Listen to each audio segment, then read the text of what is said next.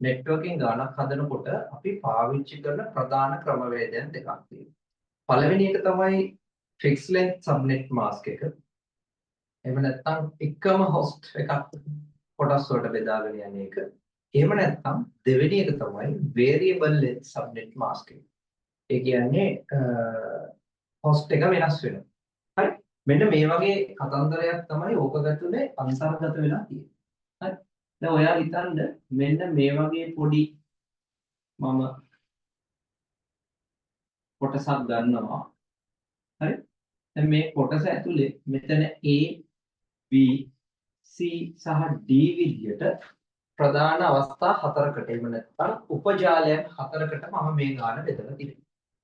එතකොට මේ ගානට මේ ප්‍රධාන ජාලයට හරි ප්‍රධාන ජාලයට අදාළව අපිට IP address එකක් නිකුත් කරනවා 192යි 168යි 1.0 CIDR අංකණය අනුව 24යි කියලා ලියලා තියෙනවා.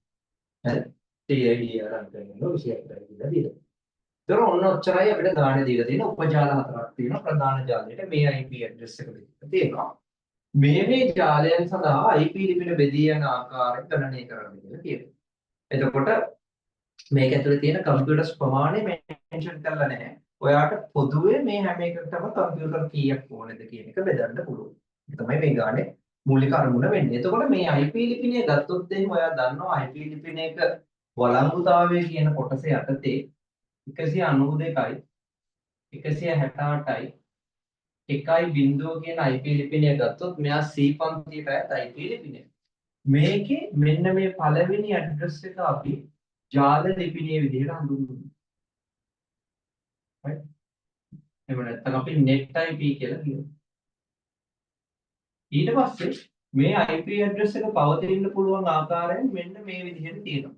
1.1 ඊට පස්සේ 192යි 168යි 1.2 මෙහෙම ආදී වශයෙන් මේක ඇවිල්ලා 192යි 168යි 1.253 192යි 168යි 1.254 192යි 168යි 1.255 ආදී වශයෙන් පල්ලෙහාට බෙදීගෙන යනවා. එතකොට අරය අපි ජාල ලිපිනය කියලා හඳුන්වනවනේ. ඔය උඩම දීලා තියෙන එක නම්. එතකොට එයාගේ ගැටලුවක් නැහැ. එයා අපි ජාල ලිපිනයේ විදිහට අර්ථ දක්වලා තියෙනවා. එහෙමනම් මෙන්න මේ ඊළඟ සෙට් එක. මෙන්න මේ එකේ ඉඳන් 254 වෙනකන් ටික අපි පරාසය එහෙම නැත්නම් පරිගණක වෙත ලබා දෙන්න පුළුවන් කොටස රේන්ජ් එක කියලා හඳුන්වනවා. ඒතකොට මේ සෙට් එක තමයි පරිගණක වලට දෙන්න පුළුවන් කොටස වෙන්නේ.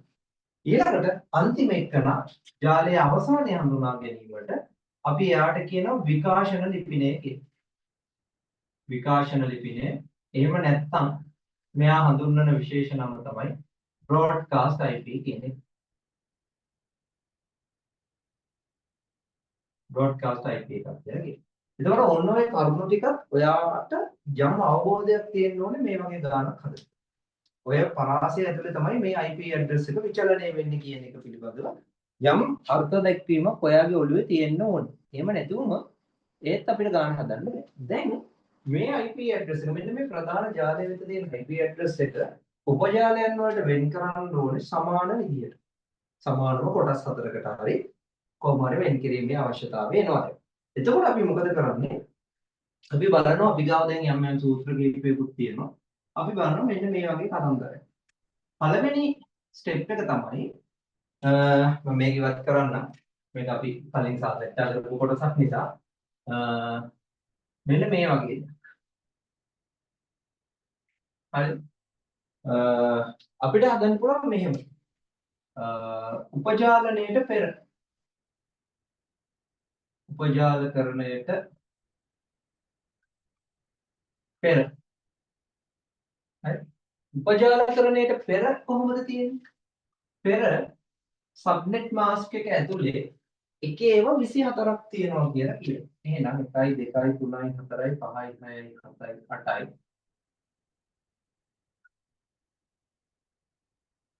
8යි ඉතුරු 8 බිංදු වශයෙන් දාගන්න. එතකොට මේ 32 bit IP address එකක් හැදිලා තියෙන්නේ. මේ උපජාලකරණයට පෙර.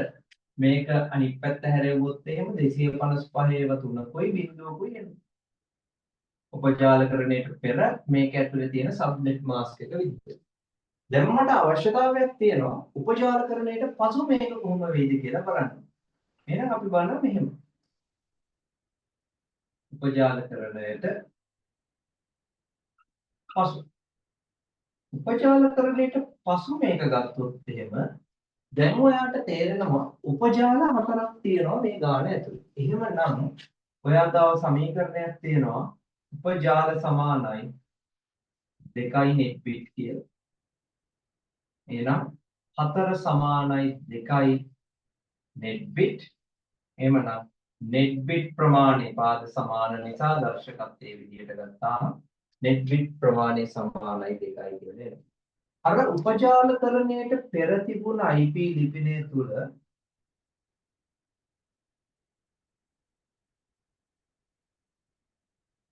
මෙහෙමනේ තිබුණේ. කොහොමද තිබුණේ? දැන් ඒකේ ඊළඟට net bit දෙකක් ඇවිල්ලා තියෙනවා. net bit දෙකක් ඇවිල්ලා ඊට පස්සේ තමයි 0.6ක් එන්නේ. 0.6ක් ඇවිල්ලා තියෙනවා. ඒකට හේතුව තමයි net bit දෙකක් සහ ඊට පසු 0.6ක් එන්න හේතුව විදිහට අපි දකින්නේ උපජාලකරණයෙන් පස්සේ සමස්ත පද්ධතියට තවත් net bit දෙකක් එකතු වෙනවා. හරි? සමස්ත පද්ධතියට තවත් net bit දෙකක් එකතු වෙනවා. එහෙමනම් දැන් ඔයාගේ උපජාල ආවරණ අංකය ඇදිලා තියෙනවා දෙකේව මෙන්න මෙහෙම 255 ඒවා 3යි 192 කියලා. හරි. මේක ඇතුලේ ධාරක සමානයි 2යි host bit අඩු කිරීම 2 ධාරක බිටු 6ක් තියෙනවා. 2 6 ඍණ 2 එහෙනම් ඔයාලට උත්තරයක් හැදෙනවා 62යි කියලා. ඒ කියන්නේ එක කොටසකට පරිගණක 62ක් එන විදිහට දැන් ගාන හදන්න ඕනේ කියලා තමයි කියන්නේ. හරි. අපි බලමු මේක වෙන් වෙන්න කොහොමද කියලා. හරිද? ඒක තමයි වැදගත් කොටස. දැන් මෙන්න මේ තියෙනවනේ. අපි මෙතනින් ලියනවා මේ නිකන් හිතන්නකෝ ABCD කියන්නේ නිකන් මොනවා හරි ආයතනයක තියෙන අංශ කියලා. මම නිකන් අංශයේ විදිහට මෙතනින් ලියනවා A කියලා. හරි පළවෙනි අංශය විදිහට මම A කියලා ලියනවා.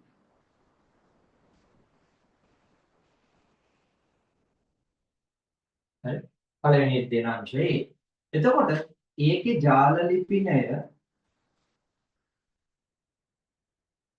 ජාල ලිපිනය පරාසය විකාශන ලිපිනය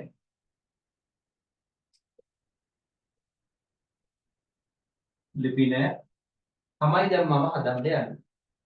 ඒ කියන ජාලය ගත්තොත් එහෙම අපි අංක 192යි 168යි 1යි බිංදුව කියන එක තමයි පටන් ගන්න. එයාගේ ජාල ලිපිනේ විදියට. එහෙනම් කම්පියුටර්ස් 62ක් එයාට අසයින් කරන්න ඕනේ. ඔයාට පුළුවන් 192යි 168යි 1යි 1 සිට 192යි 168යි 1.62 දක්වා කම්පියුටර්ස් 62ක් A කියන කොටසට දෙන්න. එහෙමනම් විකාශන ලිපිනය වෙන්නේ මේ පරාසය ඉවර වුණාම තියෙන එක. එහෙනම් එයා 192යි 168යි 1.63 විදිහට තියෙනවා. ඔන්න පළවෙනි කොටස හරි. දැන් පළවෙනි කොටසේ IP ලිපින ටික ලබා දීලා ඉවරුණාන් පස්සේ මම ඊළඟ එකට එනවා. B කොටස. මගේ IP පරාසය තුල පළවෙනි IP ලිපින 62 මේ වෙනකොට දීලා ඉවරයි. හරි පළවෙනි IP 63 මේ වෙනකොට දීලා ඉවරයි. ඒ නිසා මම ඊළඟ ස්ටෙප් එක විදිහට 192යි 168යි 1.64 කියලා ගන්නවා. 63න් තමයි ඉවර වුණේ. ඒ හින්දා 64 කියලා ඊළඟ ස්ටෙප් එකට අරගෙන තියෙනවා. එහෙමනම් එයාගේ පරාසය එනවා 192යි 168යි 1.65 සිට 192යි 168යි 1යි.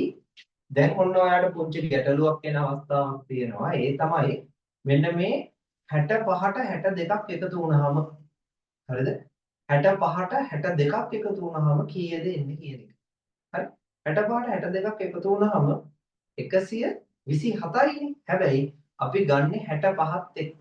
65 66 67 68 69 70 71 72 74ට එනකොට පළවෙනි 10 ඉවර වෙනවා. එහෙමනම් ඔයාට සිද්ධ වෙනවා මෙතනදී 65ට හරිද?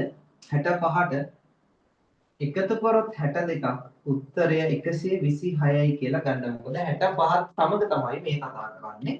එහෙමනම් මෙතෙන් එනවා 192යි 168යි 127 කියලා. හරිද? 127 කියලා එනවා. මේ විදිහට ඔයා මට C කොටසට සහ D කොටසට වෙන වෙනම IP ලිපින ඇතුළත් කරලා පෙන්වන්න බලන්න.